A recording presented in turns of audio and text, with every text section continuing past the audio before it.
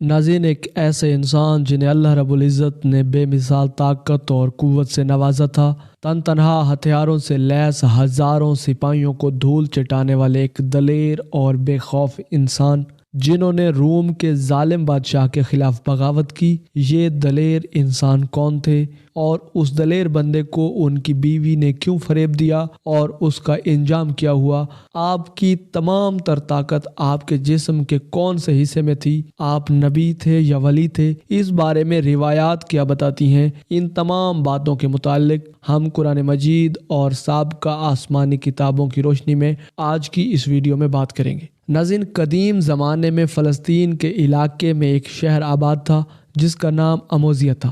اموزیہ اس وقت یونان کی وسیع سلطنت کا حصہ تھا اور یہاں کے لوگ پتھروں کی بڑی بڑی عمارتیں بنا کر بڑی شان سے رہتے تھے۔ یونانی مذاہب اور عقائد یہاں کے لوگوں پر بہت اثر انداز تھے، لہٰذا وہ ستاروں، پتھروں اور یونانی دیوتاؤں کو بت بنا کر ان کی پوجا کیا کرتے تھے۔ ان کے مذہبی رہنماؤں نے مختلف دیوتاؤں کے نام رکھے ہوئے تھے، جن میں بارش، طوفان، سورج، چاند، رزق اور طاقت کے الگ الگ دیوتا تھے۔ لوگوں کو متاثر کرنے کے لیے انہوں نے ان دیوتاؤں کے متعلق نہایت ہی عجیب و غریب کہانیاں مشہور کر رکھی تھی۔ اموزیہ کے لوگ ان دیوتاؤں کے افسانوں کو بہت دلچسپی سے سنا کرتے اور ان کے عقیدت مند تھے۔ شہر اموزیہ کے بادشاہ کا نام فوطا تھا۔ وہ نہایت ہی ظالم و جابر انسان تھا۔ جو کوئی بھی بادشاہ کا حکم نہ مانتا وہ اسے بے رحمی اور اذیت کے ساتھ مار ڈالتا۔ وہ معمولی باتوں پر لوگوں کو قیدی بنا لیا کرتا تھا۔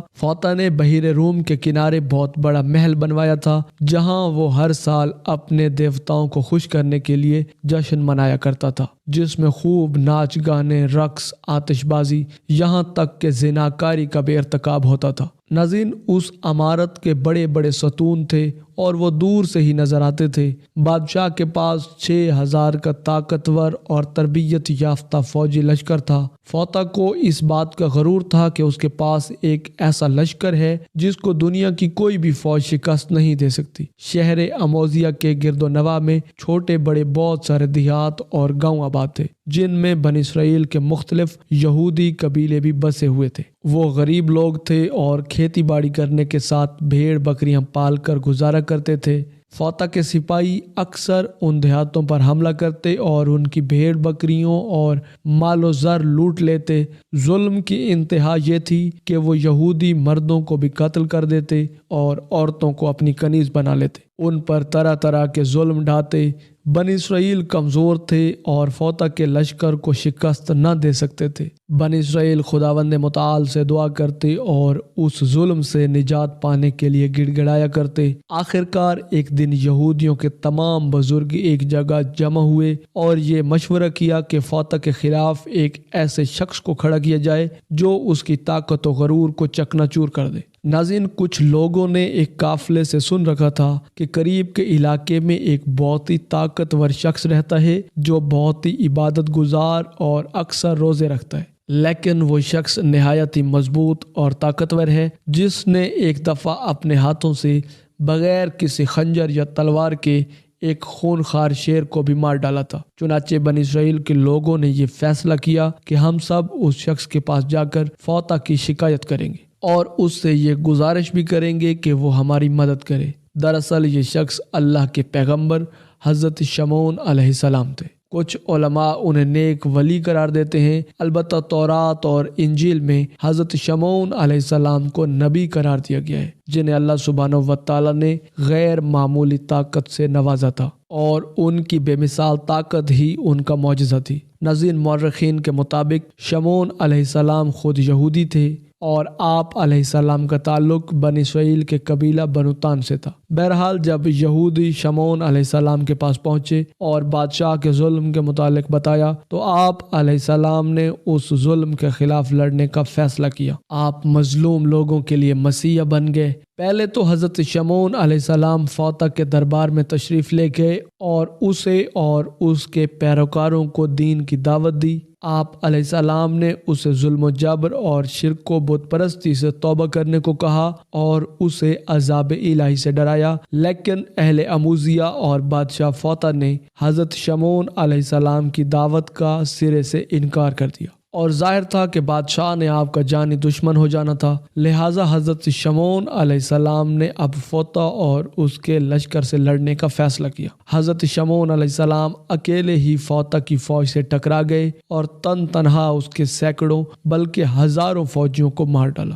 جب فوطہ کو اس کی خبر ہوئی تو وہ گھبرا گیا اور حیران رہ گیا کہ کوئی انسان اس قدر کیسے طاقتور ہو سکتا ہے جو ایک ایسی فوج کو اکیلے شکست دے دے جنہیں آج تک کوئی شکست نہ دے پایا ہو۔ فوطہ نے اپنے سپاہیوں کو حکم دیا کہ شمعون کو ایک لوہے کے جال میں پھنسا لے، لہٰذا جب دوسری مرتبہ جنگ ہوئی تو سپاہیوں نے آپ علیہ السلام کو جال میں پھنسا دیا، لیکن حضرت شمعون علیہ السلام اس قدر طاقتور تھے کہ آپ نے لوہے کی زنجیر نما رسیوں کو بھی توڑ ڈالا۔ حضرت شمعون علیہ السلام نے فوطہ اور اس کے فوجیوں کو خبردار کیا کہ اگر انہوں نے عام لوگوں پر ظلم و ستم بند نہ کیے تو وہ اس طریقے سے نقصان اٹھاتے رہیں گے اور تباہ و برباد ہو جائیں گے۔ ناظرین، اب ظاہر تھا کہ حضرت شمعون علیہ السلام یہودیوں کے مسیح بن چکے تھے اور پورے روم یعنی یونان میں آپ کی شہرت عام ہو چکی تھی۔ اب جہاں کہیں بھی فوطہ کی فوج ظلم کرنے جاتی، حضرت شمعون علیہ السلام وہاں پہنچ جاتے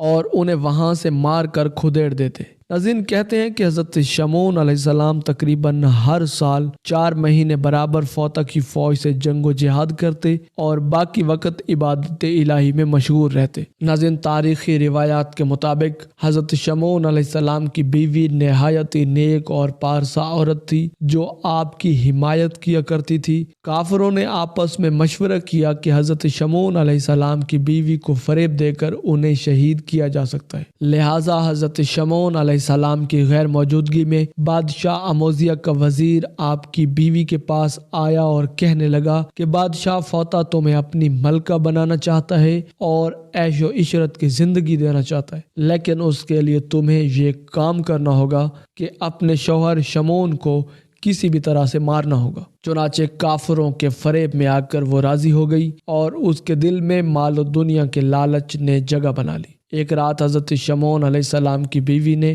سوتے وقت حضرت شمعون علیہ السلام کو ایک زنجیر سے باندھ لیا۔ جب حضرت شمعون علیہ السلام اٹھے تو ہاتھ پاؤں اٹھتے ہی زنجیریں ٹوٹ گئیں۔ اس بات کی خبر بادشاہ کو پہنچی کہ شمعون علیہ السلام نے زنجیروں کو بھی طاقت سے توڑ ڈالا ہے، تو بادشاہ بولا کہ لوہے کی زنجیر سے اور کوئی چیز مضبوط نہیں۔ چنانچہ کچھ دنوں بعد حضرت شمعون علیہ السلام جب لڑائی سے واپس آئے تو اپنی بیوی کے ساتھ باتیں کر رہے تھے، تب آپ کی بیوی نے آپ کی قوت اور طاقت اور لڑائی کی باتیں شروع کر دی۔ باتوں ہی باتوں میں آپ کی بیوی نے پوچھا، اے حضرت، میں نے آپ کو رسی اور لوہے کی زنجیر میں باندھ کر آزمایا اور آپ نے دونوں چیزوں کو توڑ ڈالا، بھلا کوئی ایسی چیز بھی ہے جس سے آپ کو باندھ کر رکھا جا سکے؟ تب حضرت شمعون علیہ السلام نے کہا، ہاں، ایک ایسی چیز ہے، میرے سر کے بال، جس سے اگر مجھے باندھا جائے تو میں اسے نہیں توڑ سکتا۔ لہٰذا جب رات ہوئی اور حضرت شمعون علیہ السلام سو گئے تو آپ کی بیوی نے آپ کے بالوں کو کاٹ دیا اور انہی بالوں کو رسی بنا کر آپ کے ہاتھ پاؤں کو مضبوطی سے باندھ دیا۔ جب وہ نیند سے اٹھے تو اپنی بیوی سے پوچھا کہ مجھے کس نے یوں باندھ رکھا ہے؟ بیوی نے کہا، میں نہیں باندھا ہے۔ حضرت شمعون علیہ السلام نے کہا، اگر میں ذرا سا بھی ہلوں یا زور کروں تو میرے جسم کی تمام ہڈیاں ٹوٹ جائیں گی، لیکن آپ کی بیوی شاہ اموزیہ کو اس بارے میں پہلے ہی خبر دے چکی تھی، پس اس رات بادشاہ کے سپاہیوں نے آپ کے گھر کو چاروں طرف سے گھیر لیا۔ انہوں نے حضرت شمعون علیہ السلام کی آنکھیں نکال لیں اور زبان کاٹ کر بادشاہ کے دربار میں لے گئے۔ جب انہیں فوطہ کے دربار میں لایا گیا تو موزیہ کے لوگ یہ منظر دیکھ رہے تھے اور وہاں شدید ہنگامہ مچا ہوا تھا۔ کوئی شخص کہتا تھا کہ اس نے میرے باپ کو مارا ہے، کوئی شخص کہتا تھا کہ یہ میرے بھائی کا قاتل ہے۔ غرض یہ کہ ہر شخص جو وہاں موجود تھا کوئی نہ کوئی دعویٰ کرتا اور سب حضرت شمعون علیہ السلام کے دشمن تھے۔ بادشاہ اموزیہ کے حکم سے حضرت شمعون علیہ السلام کے ہاتھ پاؤں توڑ دیے گئے اور انہیں اٹھا کر دریا کے کنارے ڈال دیا گیا۔ اموزیہ کے لوگ اور بادشاہ فوطہ اب محل میں جشن منا رہے تھے کہ حضرت شمعون علیہ السلام سے ہمیشہ ہمیشہ کے لیے نجات پا گئے، اب ہمارا اس دنیا میں کوئی دشمن نہیں رہا۔ لیکن ادھر حضرت جبرائیل علیہ السلام نے اللہ سبحانہ و تعالیٰ کے حکم سے حضرت شمعون علیہ السلام کو ہوا پر اٹھا لیا اور آپ کے ہاتھ، پاؤں،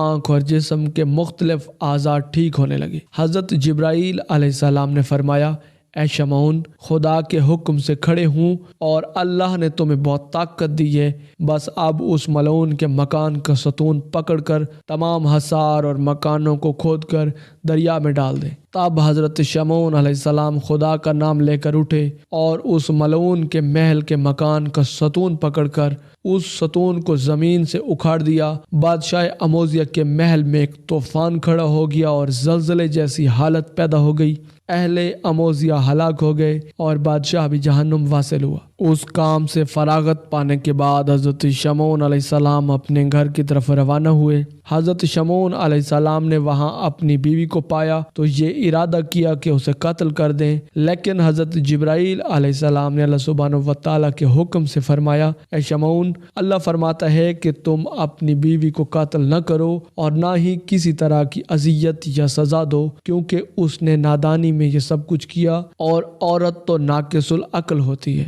بادشاہ اموزیہ کی طاقت اور بادشاہی کی شراکت کی دی ہوئی لالچ میں آ کر اس نے اموزیہ کی صلاح سے یہ سب کچھ کیا تھا، لیکن اب اس نے توبہ کر لی ہے اور ندامت کے آنسو بہائے ہیں، پس تم اپنی بیوی کی غلطی کو معاف کر دو اور اس کے ساتھ پیار اور محبت سے رہو۔ ناظرین، یہاں ایک اور بات واضح کرتے چلیں کہ حضرت شمعون علیہ السلام کا یہ واقعہ قرآن مجید فرقان حمید میں موجود نہیں ہے، بلکہ سابقہ آسمانی کتابوں میں موجود ہے۔ ناظرین، یہ تھی ہماری آج کی ویڈیو۔ اس امید کے ساتھ اجازت چاہیں گے کہ آپ کو ہماری ویڈیو پسند آئی ہوگی۔ ملتے ہیں بہت جلد ایک نئی دلچسپ اور علم سے بھرپور ویڈیو میں، تب تک کے لیے اللہ نگہبان۔